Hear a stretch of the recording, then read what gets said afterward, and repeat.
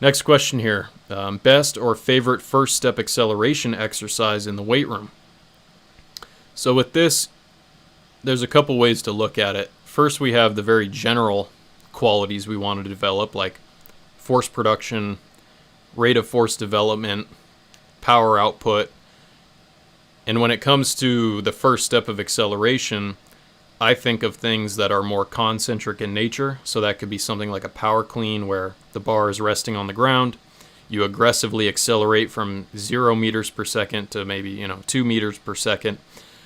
That's the type of exercise that I would connect in my head to something that could affect the first step.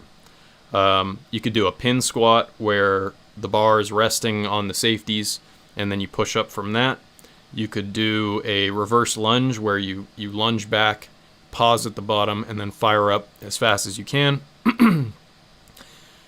You could use a sled where you put a waist harness on, excuse me, and you aggressively push for that first step, reset on the other leg, do it again. So you're doing a sled pull, but you're only focusing on that first step. That way you can really emphasize the positions, the type of push for that first step out of the blocks. Another thing I like to do is concentric jumps. So either in a bilateral, just squat down, holding a weight plate, or with your body weight, you squat down, pause for a second, and then jump up. You could do it on one leg. I like those, where you squat down into a single leg squat, and then you fire up onto a box after a short pause. Basically any exercise where you are overcoming inertia, you are moving concentrically, and it's relatively explosive or forceful, those are things that are going to relate more to the first step.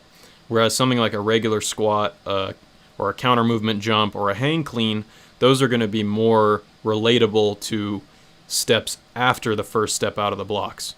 Since the first step and the first couple steps are so concentric in nature, I would use more concentric exercises for that. But later acceleration, that's where something like a hang clean might be more relevant, a counter movement jump, a walking box jump, something like that. Let me just double check on the stream here. All right, cool. Everything looks good. Next question.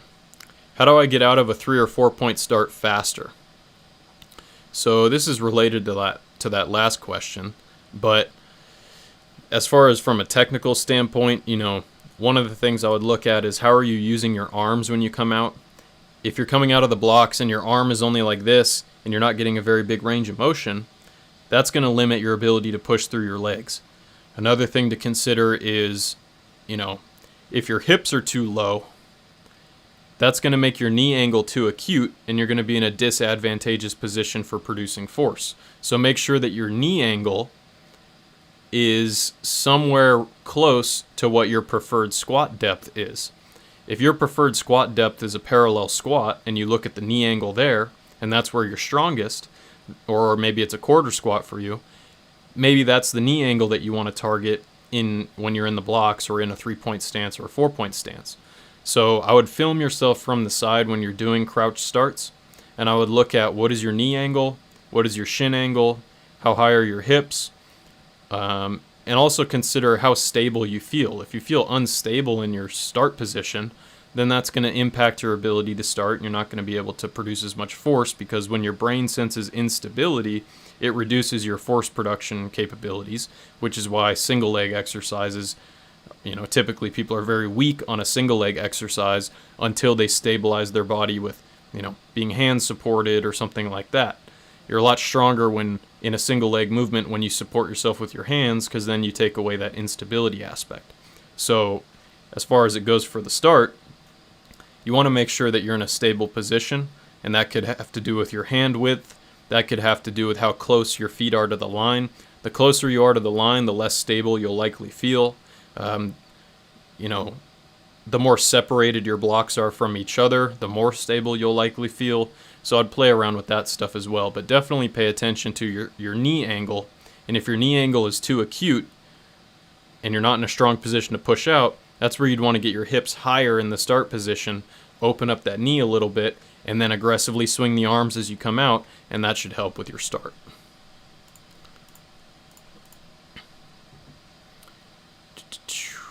Checking on chat here. Thank you guys for showing up, by the way. I really appreciate it.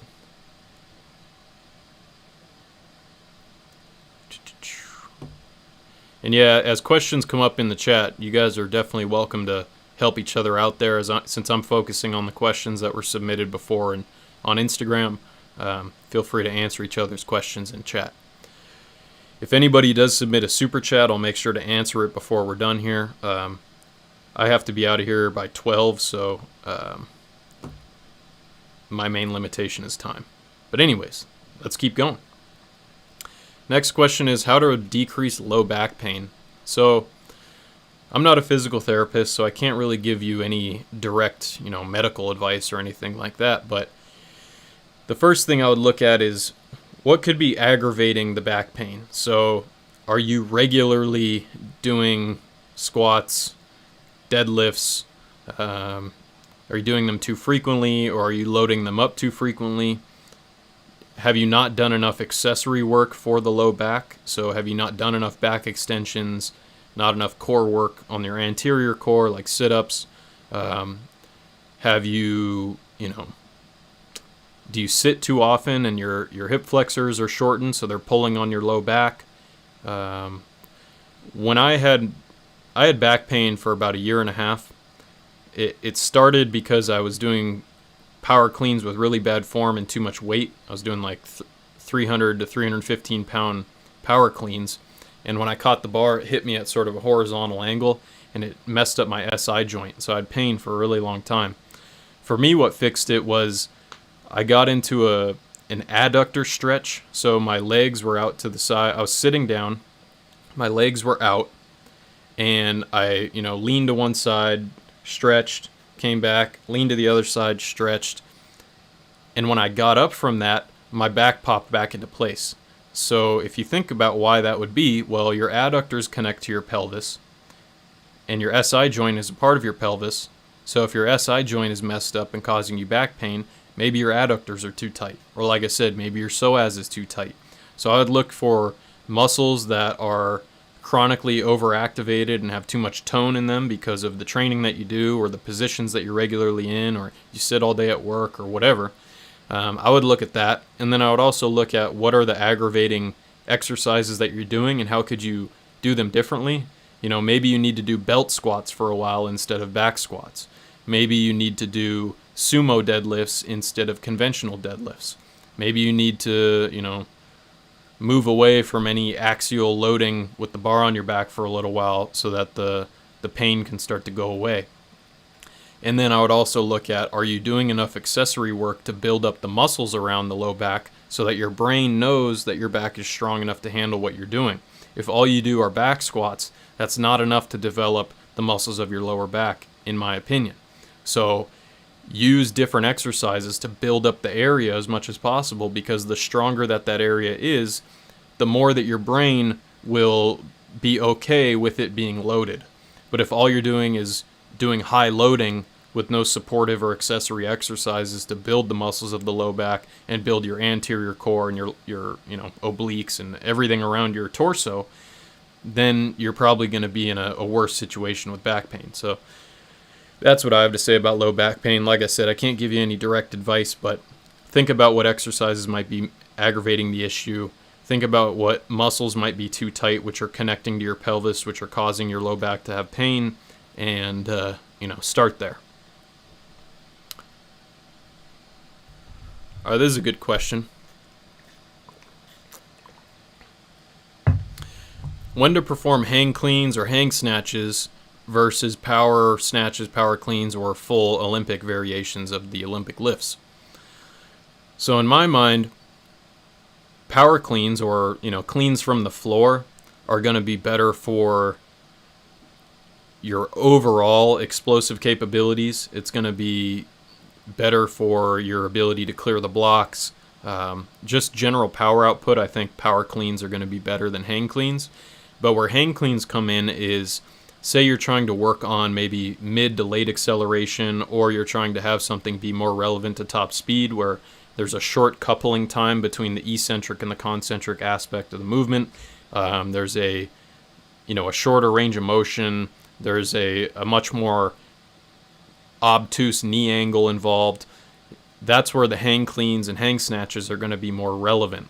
So if you're trying to work on early acceleration, or if you're trying to work on general power output, that's where I would go for a power clean or a power snatch.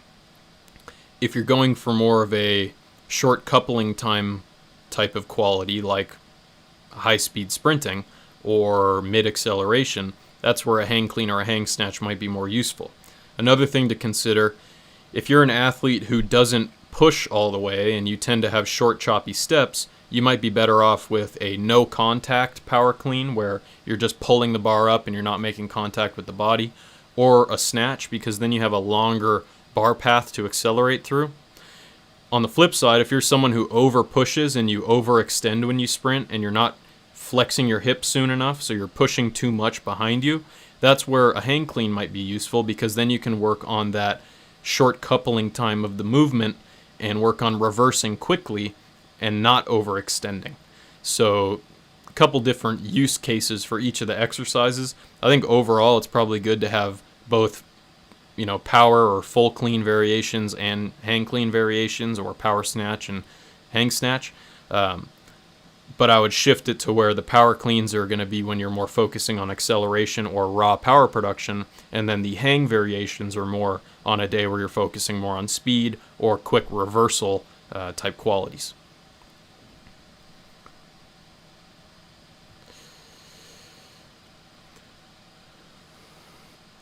Yeah, Nick, it is tough to get around that, because eventually you can't increase volume past a certain point, so you have to get pretty creative with it. You can't just constantly and linearly increase volume forever and expect that that's going to be the only thing to help. Next question is, should I lift in the off season?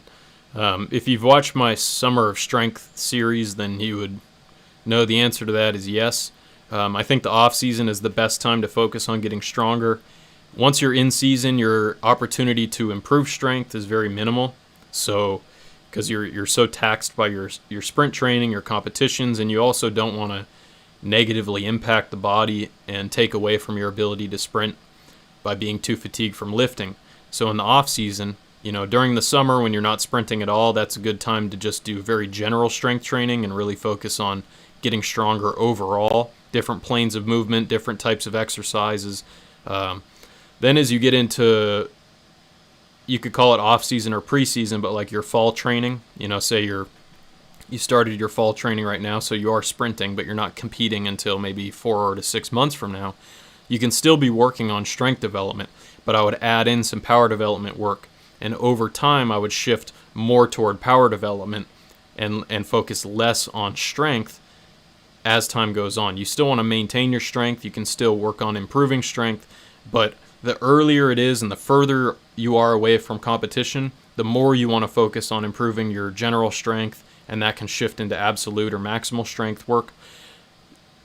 As you get closer to competition, though, that's where you want to reduce the amount of max strength, slow work that you're doing and complement it with a lot of power output related work. So maybe it's a power clean where you're cleaning your body weight. Even though maybe you could do 1.5 times your body weight, you're going lighter so that you can be more powerful and explosive. That's the stuff you want to do closer to competition while maintaining your strength, whereas the further you are away from competition, you can focus more on developing strength. We only have so much energy, only so much recoverability within us, so when we're not taxing ourselves extremely with sprinting, we can do more strength training. But when sprinting becomes a very stressful load because we're training for our season, you can only do so much strength training. So your opportunity to develop strength, that's going to be more in the off season. Let's see here.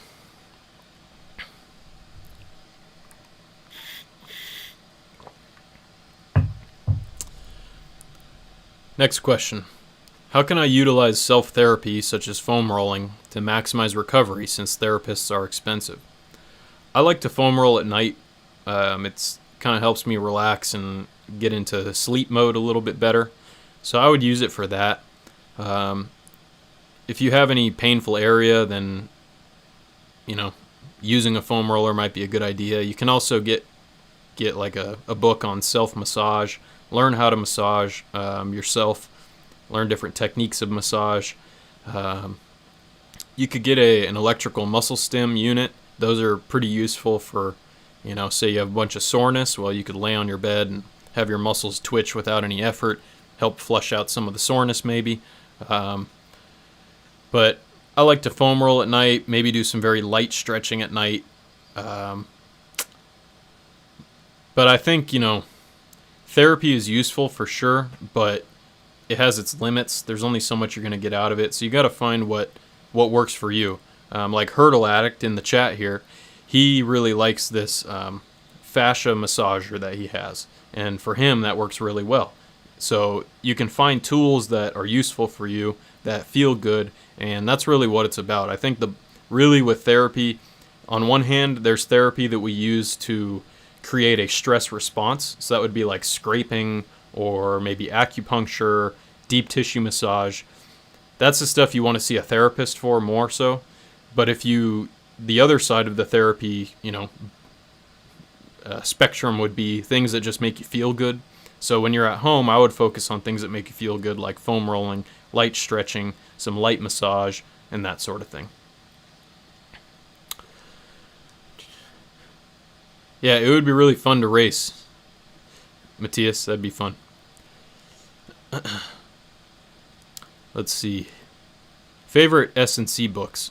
The Zatsiorsky book, Science and Practice of Strength Training. That's probably the best book you could buy on strength and conditioning, in my opinion. Triphasic training is good as well. Not so much because of the program that they're telling you to run. I mean, the program's good, but they give some good background information on strength and conditioning as far as like just general concepts that you should know. So I would first go for the Science and Practice of Strength Training by Vladimir Zatsiorsky, though.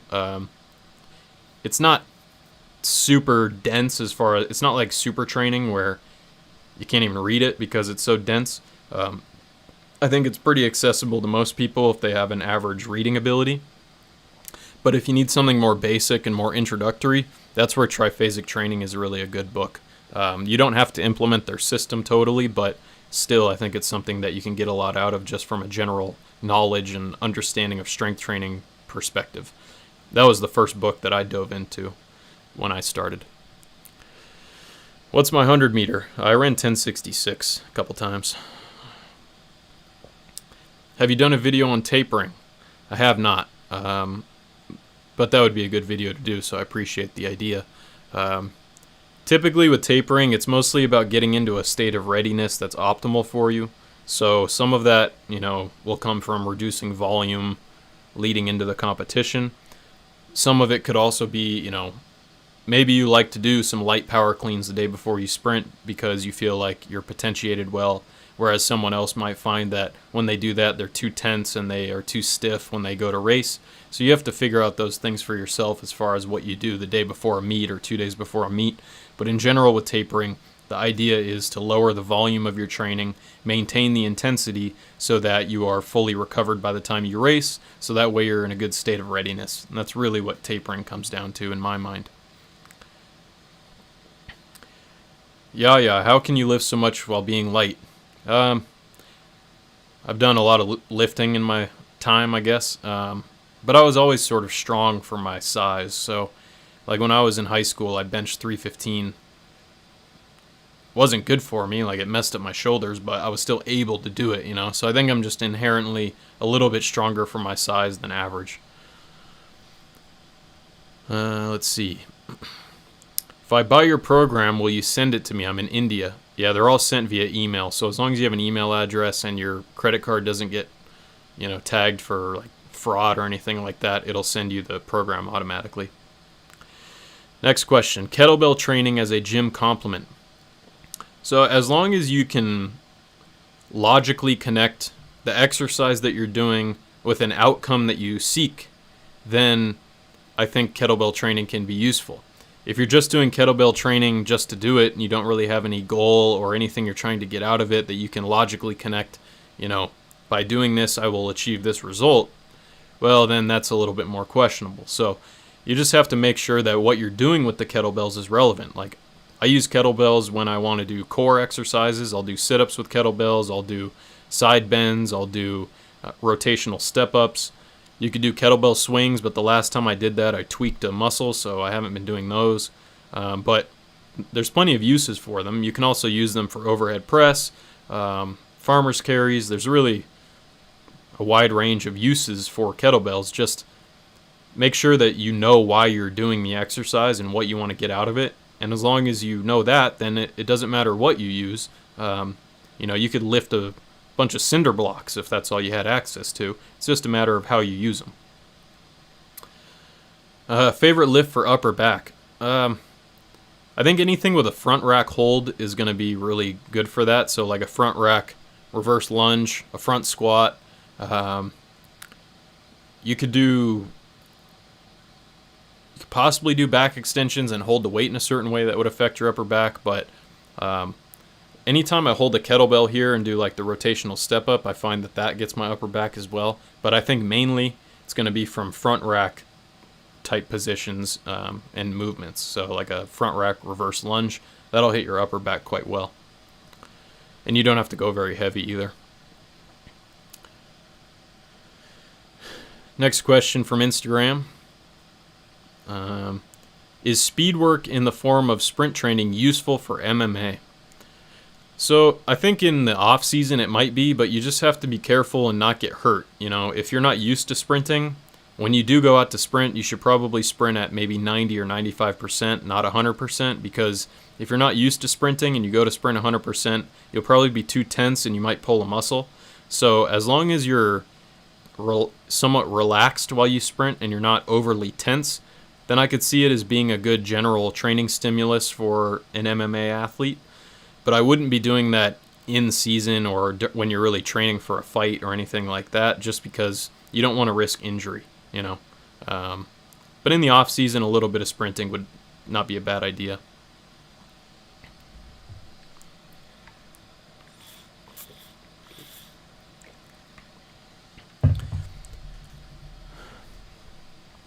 Nick, I wouldn't worry about going 100%. I would just focus on getting some good volume in, maybe sets of 5 for squats. You could do lunges, you could do deadlifts, you could do RDLs. Just hit big general lifts for moderate volumes and moderate loads, and you'll get stronger. Once you find that you can use all the weight that you have at home in all the exercises you're doing, and it's just easy, then you might want to buy more weight or go to a gym. But for now, I think you can just do very general work and you'll get stronger. Especially if you're, relatively young and inexperienced, your body will improve a lot without doing super high loading. So I wouldn't worry too much. I would just make sure you're getting the exercises in, 5 sets of 5, 6 sets of 3, 8 sets of 2, whatever you're doing. Just make sure you're getting good quality of movement, hitting different ranges of motion. You don't want to just be doing quarter squats. You want to be doing full squats or parallel squats, some deadlifts. You could do some rowing variations. Just build general strength with general movements, and I think that'll help you. All right, I'm going to go back to the Instagram questions here. How to improve acceleration? So that's a pretty broad question. I've got a bunch of videos that talk about different aspects of this. But, I would say,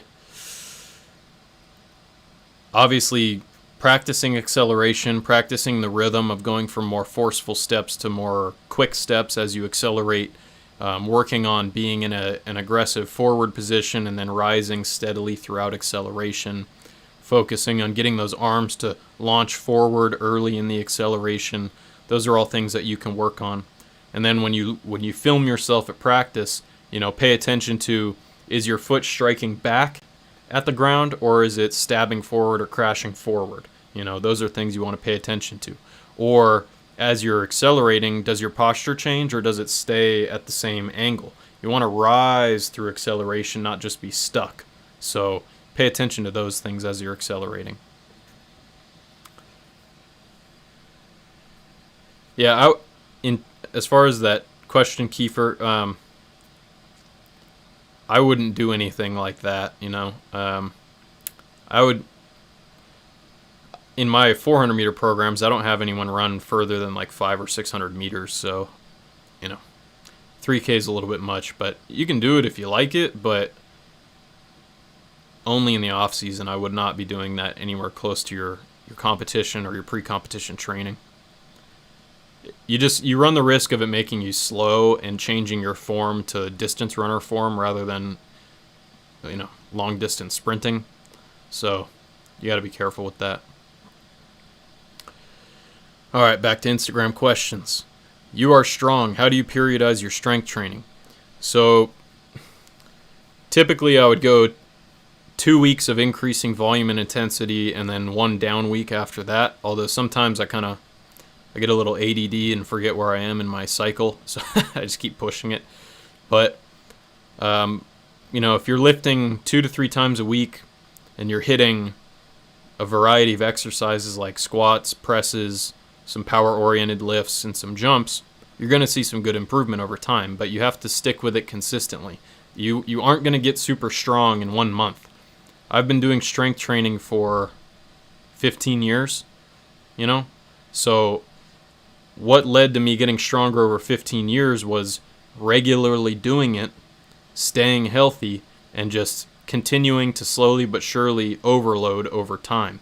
If you're doing the same weight squats this year as you did last year and you didn't have any injuries, you didn't have any break in training, then you have to focus more on intensifying the loads that you're doing. But if you're new to training, that's not as much of a concern. So you just have to be consistent. You have to put in the time. Nothing replaces doing a variety of exercises, a variety of ranges of motion, a variety of loads, staying healthy, and doing that over the long term. Nothing can replace that. There's no shortcut to getting stronger. All you can do is consistently put in good quality work that makes sense relative to your goals, and then you will get stronger. How old are you? 29. What were your lift PRs when you were younger? In high school, I was cleaning 235, benching 315, squatting 315. Let's see. But I don't think it was like a full squat. Full squat, it probably would have been like 250 or something like that. I didn't have very good range of motion when I was younger. And then when I was in college, I think I did a full squat or a half parallel squat of 455, did a quarter squat of 545. I power snatched 205. That was in my early 20s. How should I plan my preseason training for speed to speed endurance October through December? I would start with 40s for your speed training and then progress that to 50s, maybe do some flying sprints just to mix it up and not be monotonous. But I think 5x40, 6x40 is a pretty good workout for general speed qualities for most athletes. But as you get faster, you'll probably want to lengthen that out to 50 or 60 meters. Speed endurance, I like to do intensive tempo early in my off season, so 85%-ish, and then progress that into short speed endurance. So I might go from doing hundreds to doing 70s, but the hundreds are slower, and then the 70s are faster, and then I go from 70s to 80s to 90s to hundreds to 110s and so forth over time. So start with just acceleration and tempo work, but then progress the acceleration distances up to, say, 40 meters, so now you're tapping into speed. Progress your intensive tempo into short speed endurance, and then the short speed endurance can progress into longer speed endurance as time goes on. Let's see.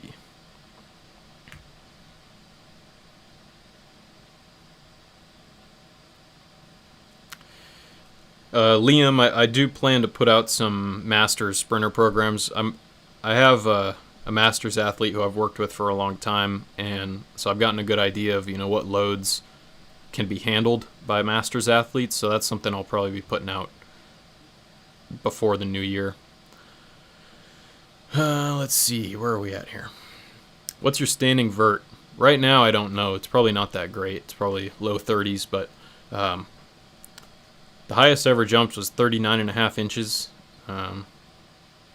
But that was with a Vertec, and it depends on your reach, and I don't know how accurate those are. Nowadays I use the My Jump 2 app, which is like, if you were to do a Vertec jump and then do the My Jump 2 app, you'd probably get a lot lower of a jump height on the My Jump 2 app. And with that, I'm hitting low 30s. So with a Vertec, I'm probably mid 30s, realistically. Next question. I was thinking about doing 4 weeks of single leg only work. Single leg squat, step up, back extensions, plus sprinting. Will the results be different from using bilateral work? So I think a couple things to consider with single leg work. It's definitely not a bad idea, but you have to be careful, because if you only do single leg or split leg variations, you might get some overuse issues in your groin, because if you're sprinting and you're getting a lot of tension through the groin, and then you're doing single leg squats, step ups, and a bunch of other single leg work, that might aggravate your adductor tendons, your psoas, just your hips in general. So that would be my main concern. Whereas when you're doing bilateral work, it sort of spreads the loading out differently, and you're not getting any overuse, or you're not overusing a certain pattern of movement. So that's what I would think about first. The other thing is, how much load can you achieve in the single leg variations? A low box step up, you can get a pretty high load, so that's going to be fairly stimulating on your system. But single leg squat, you're not going to be able to do as much load as you could with a bilateral squat.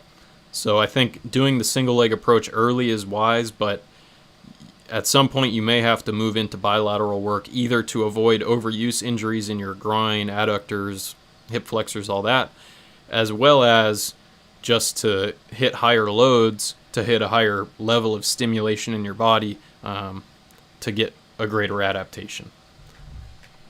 I tend to mix it up. I try to have a blend of single leg and bilateral work, just so that I'm hitting a wide spectrum of exercises and movements.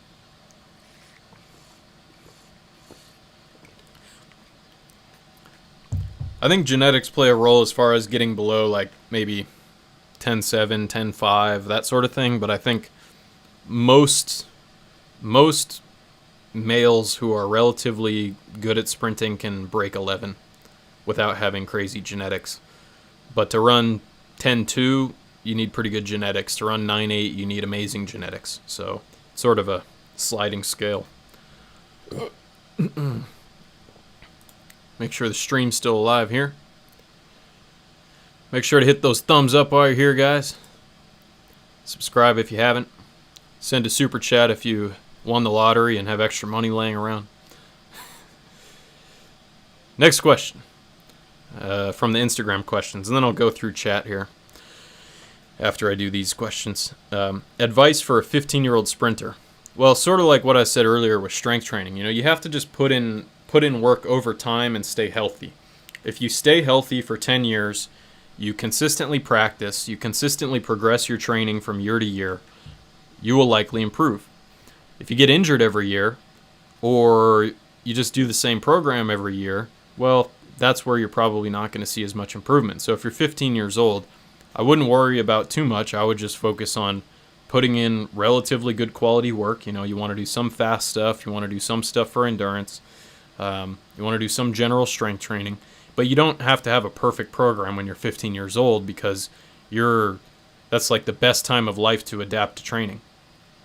So if you're a young sprinter, you just got to put in the time and stay healthy. If you don't stay healthy, that's where you're going to run into your biggest issues.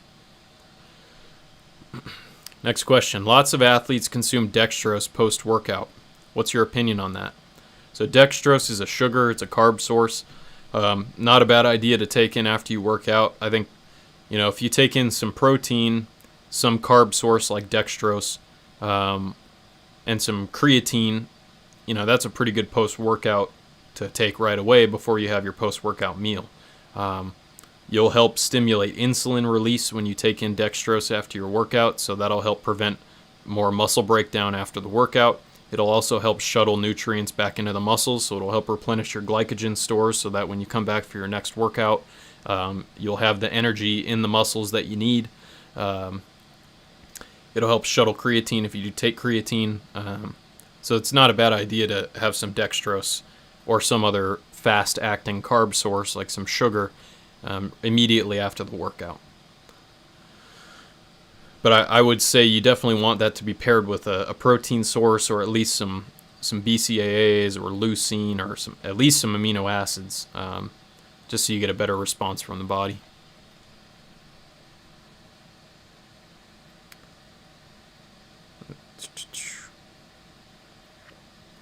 Sorry, my mom's flying into town, so I had to check my text messages, make sure there's no issues there. Let's see. Stretching immediately after workout. Some experts suggest waiting until the next day. I would, if you're going to stretch, I would do light stretching, like maximum of 30% stretch, and I would do it right before you go to bed. If you stretch too much and you have too much tension, that's where you're going to create an inflammatory response and possibly make your recovery worse. If you do very limited stretching, light stretching, and you do it right before bed, that'll help you relax and get into bed and get into sleep mode quicker. So light stretching before bed is fine. I would not advise heavy stretching ever, really. Can overspeed training work as a tool, or is it too much risk over reward? Yeah, that's something that I've gone back and forth in my head about. If you have a 1080 sprint, then yeah, it's probably relatively safe because you can tune exactly how you want it to go. If you sprint with a tailwind, that's a safe way to do some overspeed work. But if you're using a towing device that doesn't have any kind of computer detecting when it's supposed to apply tension or anything like that, it's really hard to predict how much overspeed load you're going to get, how fast you're going to run. So it gets really tricky. So I think it's pretty risky unless you have a really good setup to do the overspeed work. I would like to try using one of those pulley systems where you have one person run and then another person is attached to it, and because of the pulleys, it makes that second runner run faster. But still, it's a little bit sketchy. So I wouldn't advise it for most people unless they're willing to take the risk of falling on their face or pulling a hamstring or something like that. I would just stick to running with the wind at your back to get a little bit of an overspeed stimulus. Best lateral acceleration exercises. Well, first thing would be to accelerate from a lateral position. So like you're standing here and then boom, you cross over and sprint that way, or you push off and sprint that way. You could do some lateral squats. You could do some lighter, or rather some lateral jumps. But other than practicing it directly and then doing some exercises that are lateral in the gym, I don't know how much to affect that outside of that. Any tips for improving transition and popping up from acceleration to top speed? So first I would look at, are you firing too horizontally and then not able to continue to push at that angle, which causes you to push straight down and then stand up? Or are you launching out too aggressively horizontally and your foot's crashing forward? That's going to pop you up. So if you're launching out too low, that's going to lead to you either crashing or popping straight up. That's the first thing that I would look at. Beyond that, over time, as you get stronger and more powerful, it'll help you accelerate without popping straight up. Sleds might be useful, maybe some weighted vest accelerations, that sort of thing. And then beyond that, make sure your core is strong enough so that you can hold your torso down. As if it's not leg or foot placement on the ground that's causing you to pop up, maybe your abs aren't strong enough to hold your torso down. So that would be secondary, something secondary to work on. But first I would look at where are you contacting, how are you contacting the ground, and is that causing you to break and then launch up? If not, work on strengthening your core, work on getting stronger and more powerful overall. Last question from Instagram. What would be your main focus when getting back to training for track? How often per week before season? I would sprint 2 to 3 times per week. If you're sprinting 3 times per week, I would have one of those days be relatively slow, just so that you're getting a little bit of an endurance stimulus and you're also not overdoing the fast work early on. If you're only sprinting twice a week, then I would probably have both those days be pretty fast. As far as lifting, I'd lift 2 to 3 times a week. And then on other days, if you still want to train, you could do some body weight or med ball circuits. You could do med ball throws for some power production if that's what you need. I would look at my last video that I put out if you're getting just back into training, because that was talking about how you could start out on putting together an off-season sprint training program. So I would check that out if you have any questions about getting back into things before your season. Hang on, let me respond to this real quick.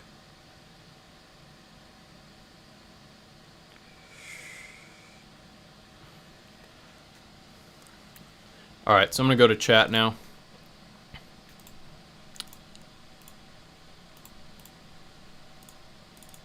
So, how do you train your obliques? So, a couple ways I would look at doing side bend type exercises. So, where you're holding a weight to your side and you're bending to the side. You could do a laying side crunch, or plank crunch, where your feet are up on a box or on the ground, elbows on the ground, and you're pushing your hips up to the sky, while you're on your side. Another thing you could do is some rotational med ball throws, where you're throwing them into a wall, or throwing them across the field or something like that. So a mix of side bending type movements, either with a kettlebell, a plate, a bar, as well as rotational movements. That's how I train my obliques mainly.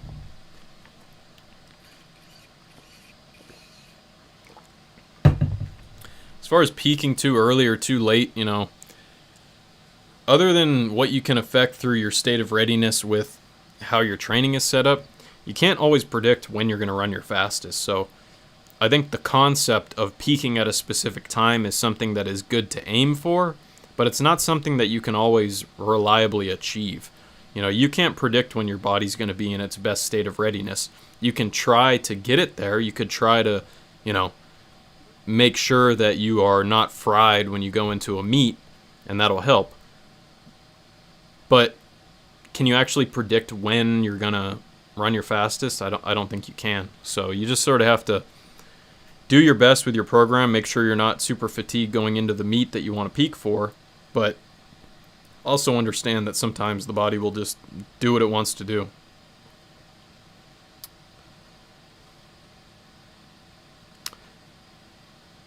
If your hamstrings are more prone to tearing after doing deadlifts, I would say you probably want to do your deadlifts more in the off season when you're not sprinting, so that your body can adapt to that before you're doing a lot of sprinting, because they're going to make your hamstrings sore. They're going to cause tissue damage in the hamstrings, which is good for getting stronger. But if you have tissue damage in the hamstrings and then you go sprint the next day or 2 days later, well, that might make you more prone to injury.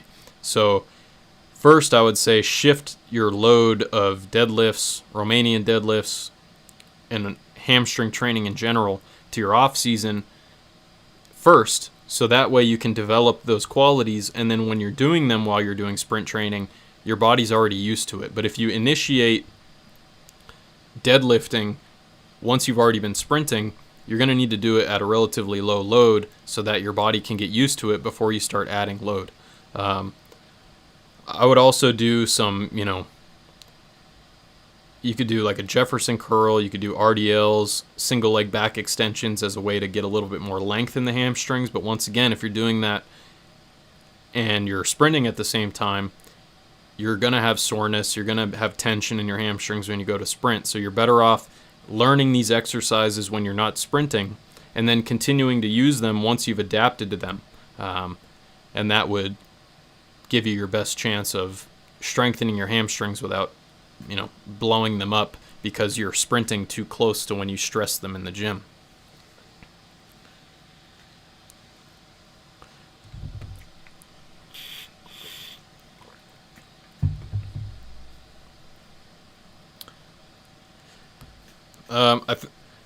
If I'm in good shape, like if my times are good in practice and I'm not hurt or anything like that, I think I'd like to compete this year.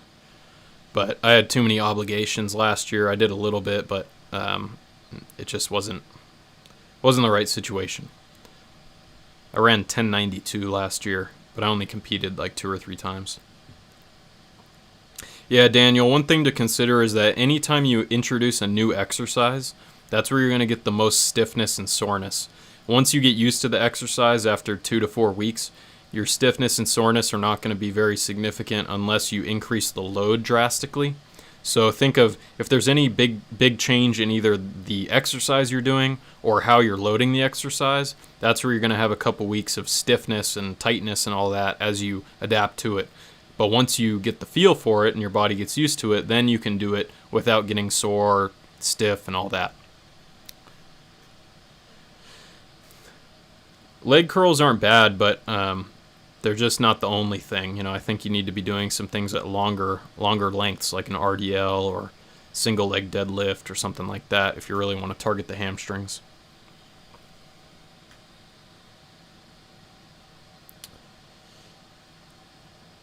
I mainly do full body training, but I mostly emphasize lower body. As far as hypertrophy training, I don't really do anything specifically for hypertrophy. But if I was younger, I would, or, less trained. Sometimes I'll do it if I'm like in my off season, I might target a certain muscle group that I want to bring up and make stronger, so I'll target that with some hypertrophy work. But I think deadlifts are just sort of a general good stimulus for sprinters, because it's a hinging type movement.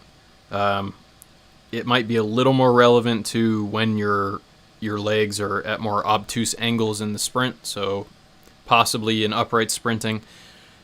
I wouldn't say that there's a direct transfer from deadlifts to sprinting, but I think they set you up to be faster in that if your hamstrings are strong, you'll be more aggressive with how you attack the ground, and that can help you with sprinting, of course. Anecdotally, when I was the strongest with my deadlifts, that following season I ran my fastest, so I'm not saying that there's a direct connection there, but, it didn't hurt, so. How difficult was it for you trying to go sub 11? So when I was 18 years old, I ran 11.3. When I was 19, I didn't train at all. When I was 20, I started training again. When I was 21, that's when I ran 10.9, and then I ran 10.8 at the end of that season, and then the next year I ran 10.6. So I don't know if that answers your question, but it took a lot of work for sure to go sub 11, but it wasn't impossible. Let me scroll up here. What bad habits do you notice from taller sprinters who aren't fast starters? A little less stability overall in their body. They might flop around a little bit more. Not as linear with their movements. And then, but I don't know. There's some tall sprinters who start pretty well. So I think it's more of an individual thing. Depends on the person. What's your opinions on deadlifts versus the hex bar? So I just think they're a completely different movement. I think the hex bar is more of a squat type movement. Some people say it doesn't affect their lower back, but for me, the hex bar hammers on my lower back while not having a lot of hamstring stimulation. Whereas for me, conventional deadlifts don't beat up my lower back more than a hex bar, but I get a lot more hamstring activation. So I think of a conventional deadlift as more of a hinging type movement, whereas a hex bar is more of a squatting type movement. So if I were to use hex bars, it would be to replace the squat more than it would be to replace the deadlift. But in that regard, you could probably just use it to replace both exercises and be okay, as long as you're doing some hamstring training that gets you into that longer length position.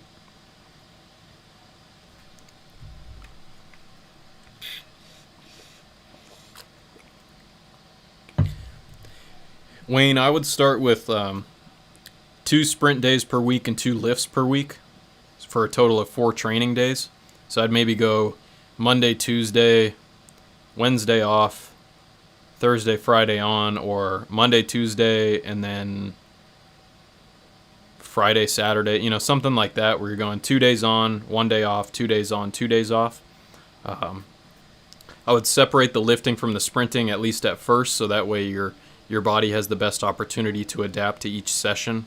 And I would err on the side of lower volume, lower intensities early in the season or in the training year, and just slowly progress. Since you have time, you got 3 years, I wouldn't rush to add a lot of volume or intensity. I would focus on making sure that you can stay healthy within the workloads that you're doing. And that way, you're able to recover and not get hurt. Don't worry about not doing enough, focus more on not doing too much. And then as time goes on, you'll learn what your body can handle and you can adjust from there. When the foot is in the air and it is dorsiflex, does it plantar flex right before hitting the ground? A little bit, yeah. It shouldn't be extreme though. You shouldn't be looking like a ballerina with your foot, fully plantar flexed as it hits the ground, Shannon.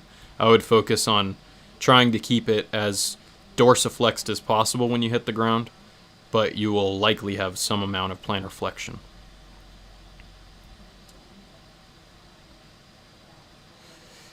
If I didn't do any training and was just average sedentary guy, I'd probably run like a high 12.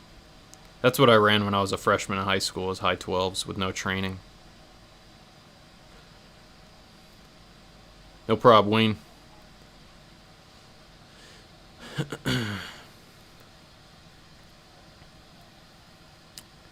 Thanks, Anton. I appreciate that. Just trying to help, that when I was younger, I didn't have many good resources to learn from. Got some good advice and a lot of bad advice, so just try to share as much as I can. So as you guys are, on your own athletic journey, you could hopefully avoid some of the same mistakes I made and benefit from the good things that I did as well,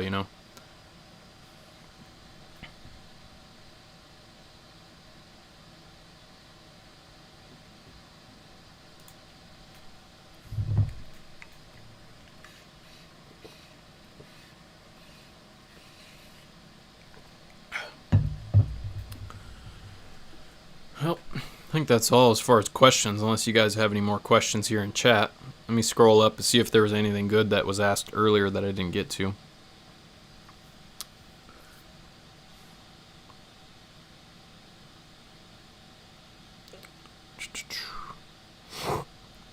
Best ways to prevent hamstring injuries when sprinting. Thanks, Daniel. Preventing hamstring injuries when sprinting, I think a lot of that comes from doing a good amount of strength work early in the year to get your hamstrings stronger. And then once you are sprinting, being very conscious of the volumes that you're doing, paying attention to what exercises might be causing excess tension in your hamstrings. So like what Daniel had asked earlier about deadlifts causing his hamstrings to be too stiff and feel like they were going to, get hurt. You have to make sure that when you're doing a certain exercise that you'll have enough time to recover before you come back again. So you want to strengthen the hamstrings for sure, because that's going to help prevent injury, but not do that so close to your sprinting that it's going to, put you in a position of high risk. Yeah, I appreciate that, amigo.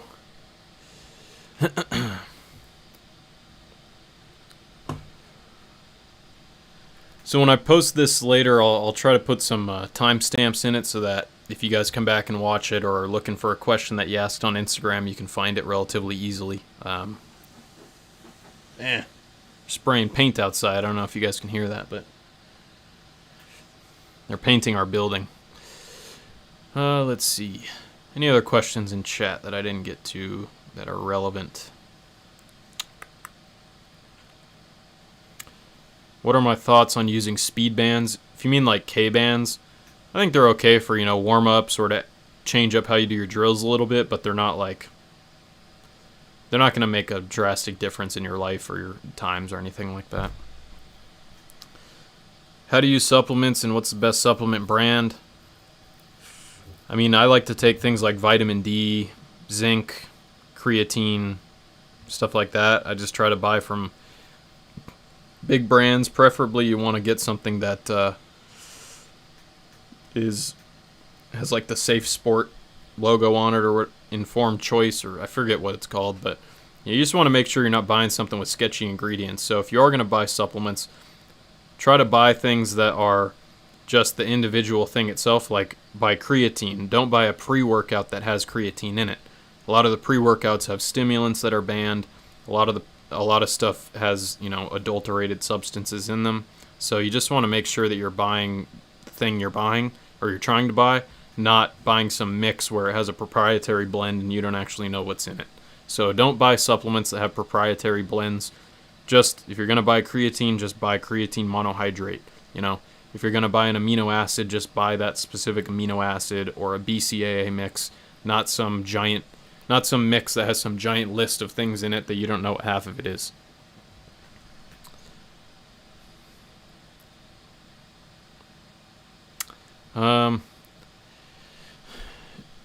Gentoff, I run for 4 years. Best time is 11.6. 60 meter is 7.4.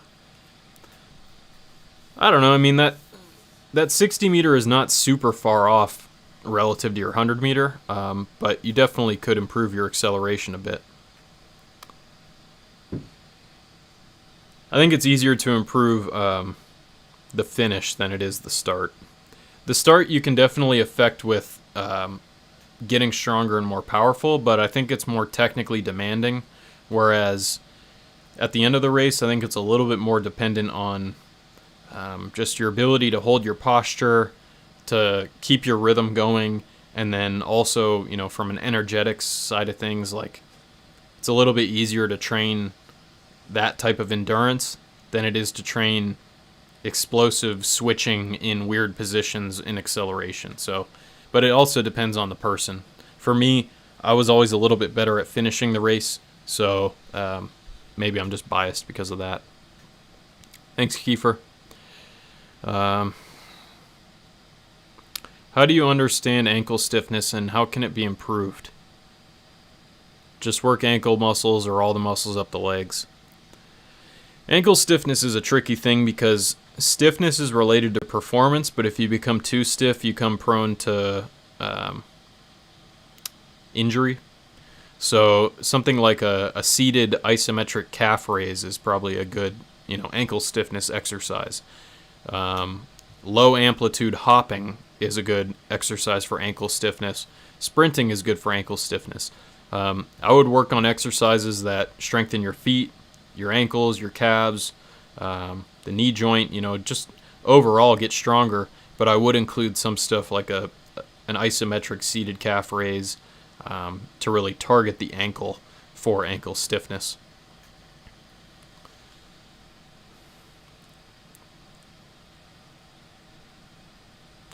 So about myself. Well, so right now my main focus is just on making content.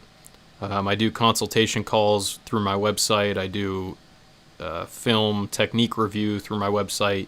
So that's what I'm focusing on right now, is just building this and trying to continue to grow the YouTube channel, keep growing my website. Before this, I had a job where I was selling exercise equipment. Then I took a job doing construction to help my dad because he was getting a kidney transplant. So nowadays, I just want to focus on doing this, and it's a bit tough financially, I will say, but I believe that eventually it'll become something that is more financially sustaining, and if I can provide value to people like you guys while building a sustainable business for myself, then I think that's a good way to go. So that's what I'm doing right now, is just trying to grow all this.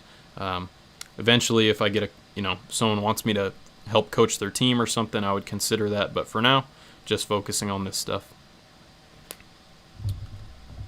Can injuries like bulged or degenerative discs prevent someone from going pro?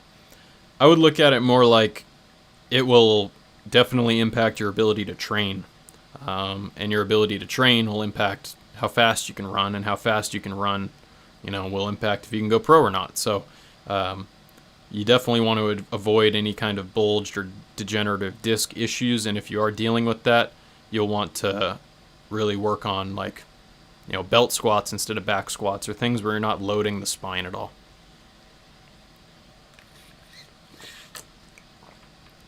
Thanks, Wayne. I actually tried to donate my kidney to him, but at the time they said my blood pressure was too high, so I couldn't do that. But the next best option was to, help him support the family by taking over his job when he needed it. So I quit my other job I was doing, moved out to California for a few months, and did that. And it was pretty stressful, but now he's doing really well, and so it was all definitely worth it, And nothing replaces family, So if you have an opportunity to help your family with something, someday they won't be around, but while they are, nothing replaces time and helping them if you can. So let's see. Does it make sense that I have a good start, good finishing, but a bad 20 to 60 meter stage? Yeah, that does make sense, because running fast is probably the hardest thing to do. It's it's a little bit easier to develop the very early part of the start because it's more force based. Somewhat easy to develop the end of the race because you're just maintaining, and it's more based on rhythm, posture, and overall, availability of energy. But between 20 and 60, that's where the fastest sprinters separate themselves from everybody else. And because you're changing your postural position as you go through that 20 to 60 meter stage, you're changing your rhythm from a slower to a faster rhythm. I think that's a more complex set of tasks, and thus it makes it harder to develop the 20 to 60 meter stage, and so it makes sense that that's where you would be struggling. But have faith, you can definitely improve that period of the race. It just will take time.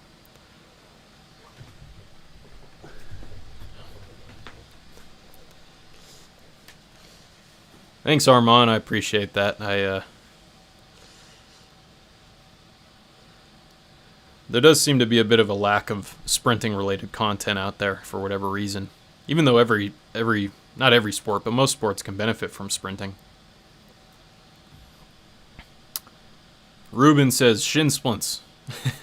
Ruben, I would check out my video on shin splints and see if it helps you.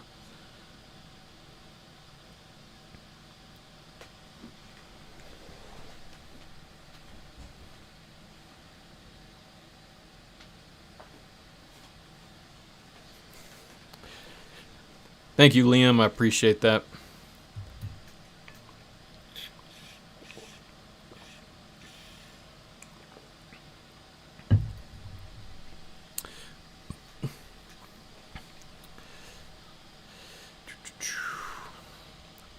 Yeah, like the transition is probably the hardest aspect of sprinting, or at least that mid-acceleration period.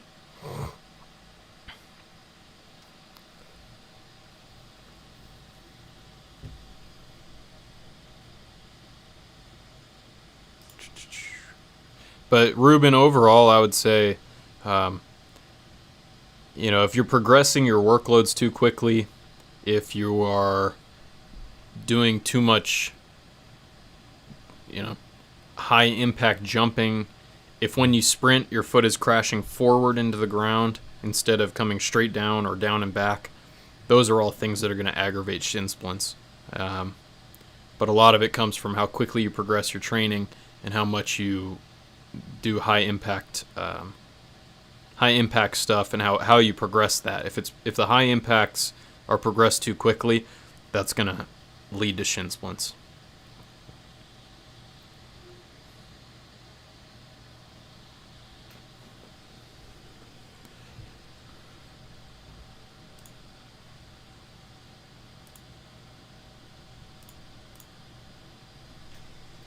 When is it too late for someone to decide on a sprinting career?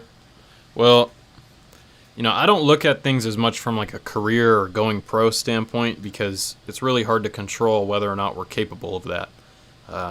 All we can control is whether or not we reach our own best, So I don't think it's ever too late to start sprinting, unless you're like 80 years old and you can't walk. Well, yeah, it's probably too late. But if you're a relatively healthy and mobile person, no matter what age you are, you can start sprinting. It's just, the later you start, the less likely you are to achieve, a very fast sprinting time. But for me, I sprint because I enjoy it. It keeps me in good shape, keeps me healthy, And competing is sort of a secondary part of that. I want to improve. I have a timing system. I time myself at practice. I find it to be a very fun and interesting puzzle to solve of how to run faster. But I do it because I enjoy it, because it makes me feel fulfilled as a person. It's something that I can, own as my own, that nobody else can really take away from me unless they break my legs or something. So from that perspective, it's never really too late to start sprinting, but if you want to have a sprinting career, you better start when you're young. Thoughts on the fact that every sprinter who's run sub 9.8 has tested positive at least once in their career except Bolt? Was Charlie Francis right? I mean, the way I look at that is it's extremely taxing on the body to run that fast. And to run that fast often, I can't tell you whether or not people are taking stuff, but the fact that they've all tested positive sort of speaks to that. Achieving that high of a performance and being able to do that over the long term and have a career of running sub 9.8 without getting hurt, that's a very hard thing to do if you're not breaking rules. I don't advise that you do that. I don't think you should do that. It leads to a lot of bad issues, whether that's, if you get caught up in that, you get banned, people look at you badly, people call you a cheater, people vilify you. I know how that is. But it's just an unfortunate aspect of sports that, it's so it's such an issue, I think if things, like, where do we draw the line? Does creatine make you better? Does it hurt your health? Probably makes you a little bit better and doesn't hurt your health. So if things can help you recover better or be a better athlete and they don't hurt your health, it's probably, I don't know. It's a tough discussion to have, because I understand various sides of it. But to answer your question directly, I do think it's, anytime someone runs really fast all of a sudden, I do think it's sort of suspect, But until someone tests positive, you can't prove it. And even if they do test positive, I mean, are we going to be the moral police and tell them that, oh, you're a terrible person for doing that? I don't know. It's a divisive issue, though. How to prevent loss of motivation for sprinting? Well, first of all, you got to look at, are you overtraining? If you're training too much and your neurotransmitters are getting depleted and you can't recover and your body hurts, you're not going to be very motivated to train. If you only train 3-4 times a week, you have full recovery between your sessions, and every time you go to work out you feel good, you're going to be more motivated. If you're recovering well and you're still not motivated, then you got to ask yourself, why am I doing this? Am I doing it for intrinsic purposes? Like I want to, feel better. I enjoy sprinting. I enjoy training. If you enjoy it and you want to do it, but you're not motivated, I would look at how well you're recovering and all that. If you are recovering well, but you're training because of extrinsic motivation, like I want to be on TV, I want to impress the girls, those are motivating factors that I don't think are as reliable to work with, So try to be intrinsically motivated. Do things because you want to do them. Do things because they're fulfilling to you and you enjoy it. You like it as a way to spend your time. And then make sure that you're recovering well, that you're sleeping well, you're eating enough. And those things will help with motivation. I'm going to look that up. Acto.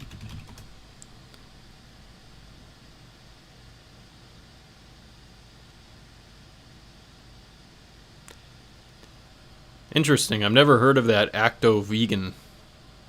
It's a deproteinized extract of calf blood.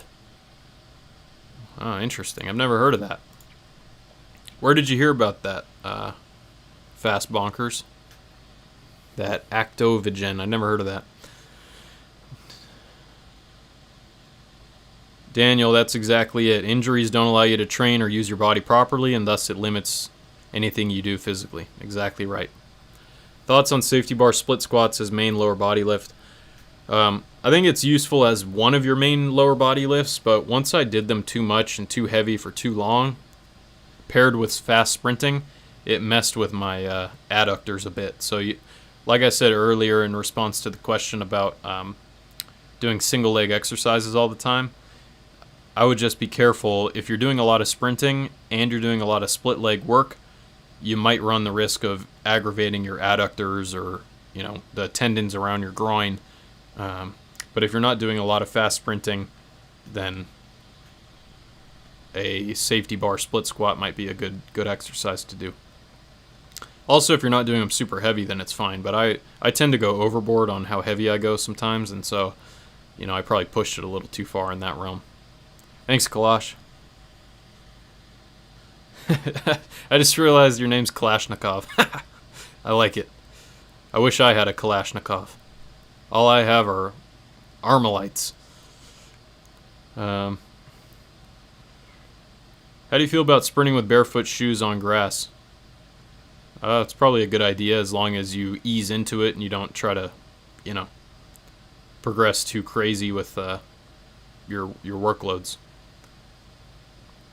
As far as barefoot sprinting without shoes, though, like actual barefoot sprinting, you got to be really careful to not step on like something sharp, or like the park I train at is covered in beer bottles and other random sharp objects, so I can't really do much barefoot sprinting there. There's a lot of homeless people doing drugs and stuff like that, so I don't want to step on a needle. I don't need that in my life. So I typically run in spikes on the grass. But barefoot shoes, probably not a bad idea.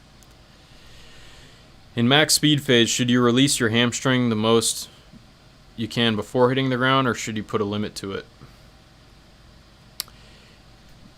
Yeah, I wouldn't focus on kicking the foot forward. You can let it open up a little bit, but I would focus more on getting that foot down under you, straight down under your center of mass, more than any horizontal swinging, especially at this point in your career.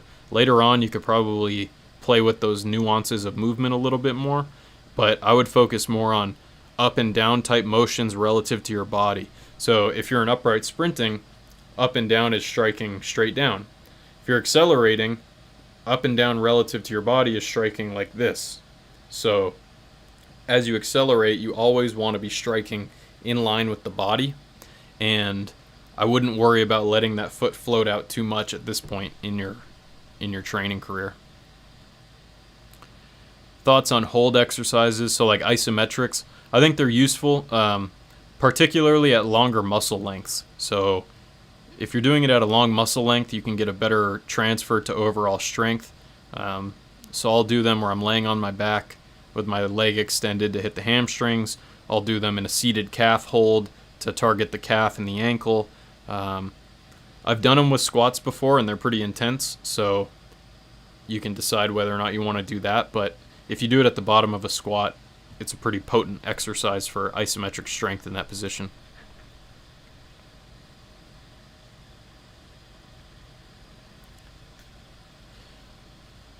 That's interesting. I know that Usain Bolt was going to some doctor in Germany, Dr. Hans, when he was injured. And I don't know if they were doing stem cell treatment or maybe they were doing what you're talking about, bonkers. But the fact that Bolt is the only one who never tested positive, I do think is a little bit interesting, at least. Favorite sprinter? I don't know. When I was younger, I really liked Tyson Gay. I always thought he was a really good sprinter, and just, when you're younger and the guys who were pro at that time, him, Asafa Powell, I liked them. They seemed like, nice guys.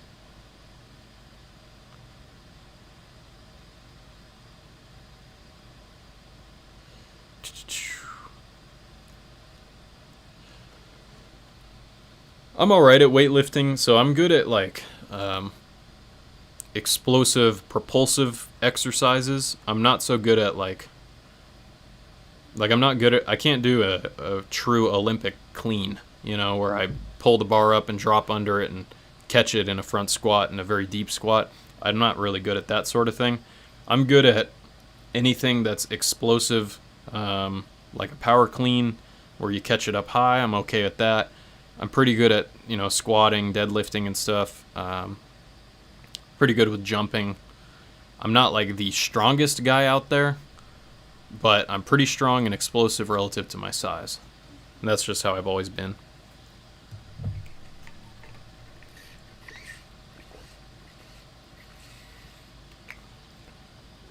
You know, sort of along that same topic, bonkers, is like thyroid hormone is not banned, or at least last time I checked, it's not banned. So if you have a prescription for thyroid hormone, you could take that, and like I know Carl Lewis had a prescription for it, and a bunch of other sprinters did. But when you look up on like PubMed to look up studies, there's some evidence that shows that it causes like a transition to fast twitch fibers. So slow twitch turn to fast twitch when thyroid hormone is in your system. So I always thought that was interesting that some sprinters had thyroid hormone prescriptions when it does that. You know, that's another kind of gray area, weird thing in the whole anti-doping world. But I don't make the rules, so. Do you think someone will break Bolt's record? Eventually, yeah, but they'll probably have to be another super tall, super fast guy. It's just rare to get both fast and tall in the same person. It's not that they're mutually exclusive qualities, it's just I think they don't regularly co-occur. So we would have to see someone who's probably a similar build as him, who's just really fast as well. It'll happen eventually, but probably not anytime soon. Definitely have not done 1,000 bodyweight squats in a row. I think I would go into cardiac arrest if I did that. The sprint tech, or the spike technology is interesting. Hopefully they keep working on that stuff. But I ordered some Max Flies, and they were supposed to get here like a month ago, and they still haven't shown up. So I don't know what's going to go on with that. But I did hear that some people, their Max Flies were blowing up on them, like the air pad was exploding. So for $200 shoes, that's kind of bunk, you know. The Pumas seem pretty good.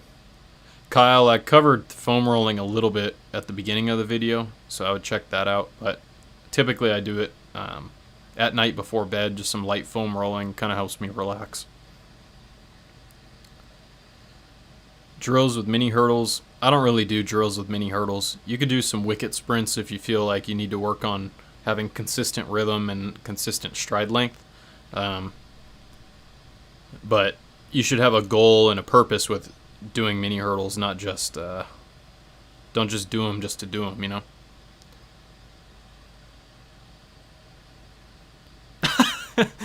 That's funny, Kyle. You're like, oh great.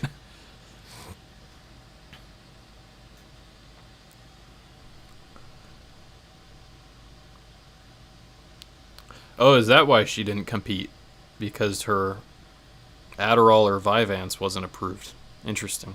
I know Justin Gatlin took ADHD medication.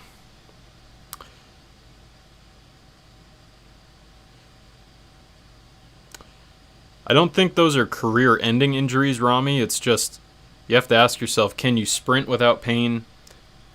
That's the first thing, because that's the core of your training. Lifting is important, but you don't have to lift. You can get away with not lifting. So you have to ask yourself, is that injury inhibiting your ability to sprint? And that'll probably answer your question, you know. But you'd have to, I mean, obviously if you ask a doctor, they're going to tell you, yeah, you're done. But if you can heal it up and not have any pain, and then you can sprint without pain, then no, you know, that's not career ending. But if you have a bunch of pain every time you sprint, then that's going to cause you some issues, you know.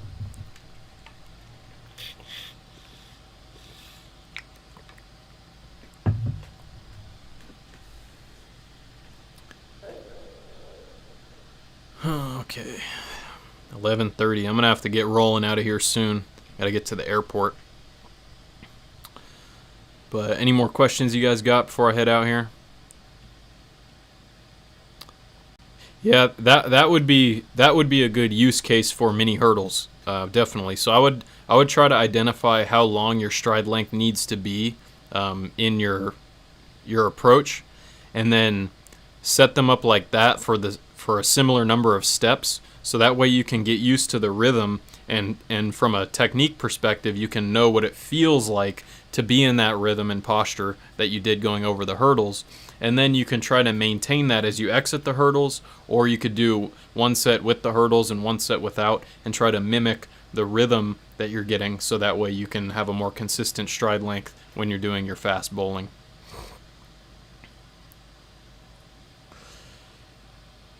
Here in the US, Daniel, track is, pretty big in the collegiate world, but it's still nowhere near football, basketball, baseball, all that, It's definitely a secondary sport. Even though that in high school, the biggest teams at most high schools are track teams, I think it's just because there's not as much of commercialization of it. The NFL, the NBA, those are really highly commercialized sports with a lot of money behind them, and jersey sales and ticket sales and, sponsorships and all that stuff.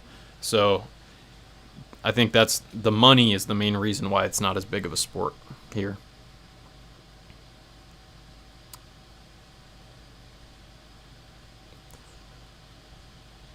I like sprinting.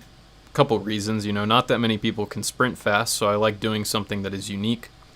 I like how it feels to sprint fast. I like having the ability to sprint fast.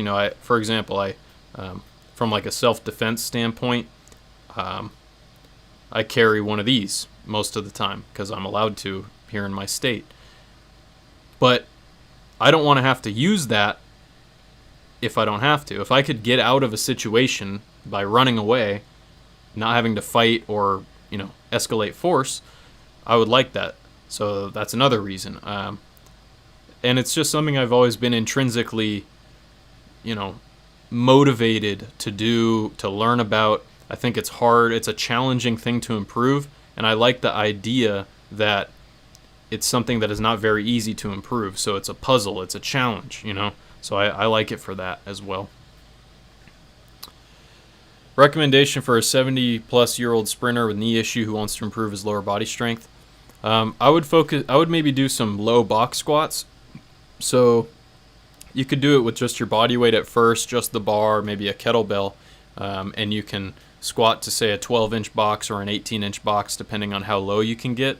And I would focus on just grooving that movement and learning what it feels like to get to that depth of squat as a way to start building your strength in your legs.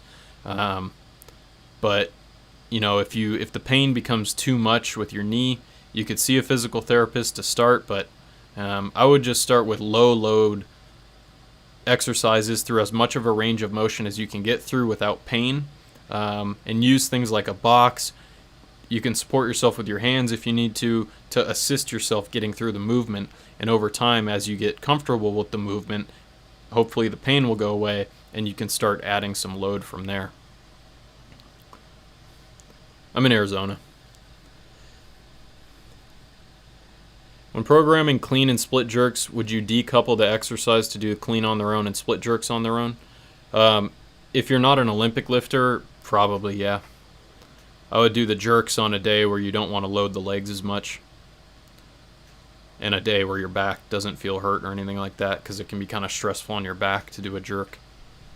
You could do them together, but it's pretty taxing, So you're not going to be able to do as many cleans if you're doing them with the jerk.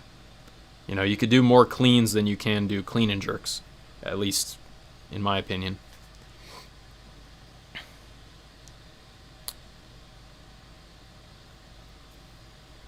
Split jerks are fine if you don't have any adductor or ankle issues.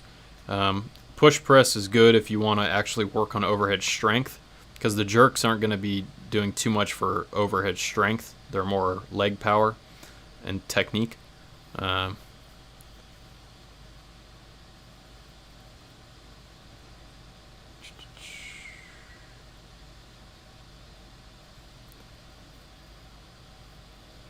Best 100 meter and 200 meter. I only raced a couple times and I wasn't in very good shape. I had some chronic injuries that were bothering me, and my training wasn't very consistent in the fall because of what I was doing for work and everything. But I ran 1092 and like 22.1 or something like that. Hopefully run faster this year though. Gravel and sand are going to affect your speed tremendously because you're not going to get that, well, in sand you're not going to get that elastic rebound off the ground, so it's going to slow you down a lot. Gravel, similar idea, but you're also going to be dealing with like slipping, so you're not going to have a lot of good traction. So definitely wouldn't suggest sprinting on gravel or sand too much.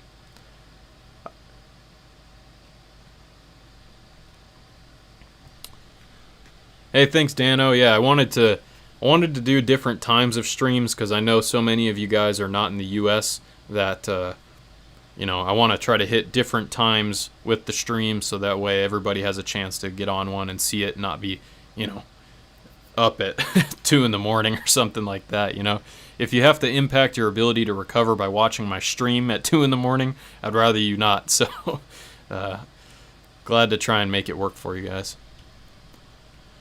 I was not aware they were going to race in 1 minute, or right now.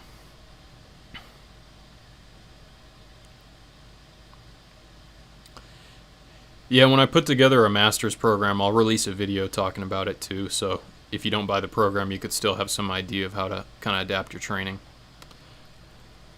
I didn't train specifically for the 400, but in college we did a lot of 400 meter type training. Like we would do 450s on Monday, even though I was going to go run a 60 meter at the race.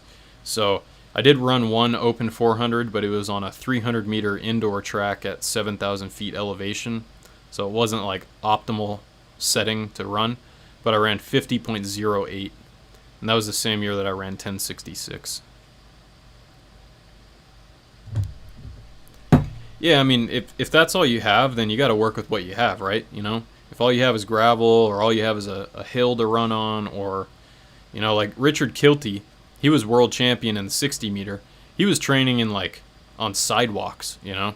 He wasn't training at a track for a long period of time. So you got to work with what you got, what you have access to. Your best facility is going to be the facility you have access to. So if you get an opportunity to run on some nice grass or a track, obviously that would be preferable. But in the meantime, you know, I wouldn't worry about it. I would just make sure you're being safe and do your thing.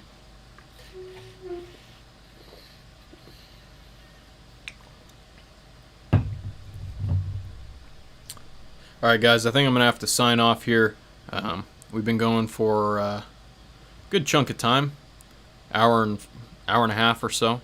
But I got to go pick up my mom from the airport here momentarily. So, but we'll try to do some more of these here in the near future. Try to keep the streams going, hit different times. So depending on where you are in the world, you can at least catch some of them. And just so you know, they will be posted, the streams will be posted on my channel afterwards, so if you miss some of the questions or whatever, you can always go back and check them out. But I think that's it for now, guys. So I really appreciate y'all being here. Means a lot that y'all show up and ask questions and can, you know, you appreciate my input and all that, so I appreciate you guys. And thanks for being here. And next time, well, I'll see you guys next time. So catch you later. I'm out.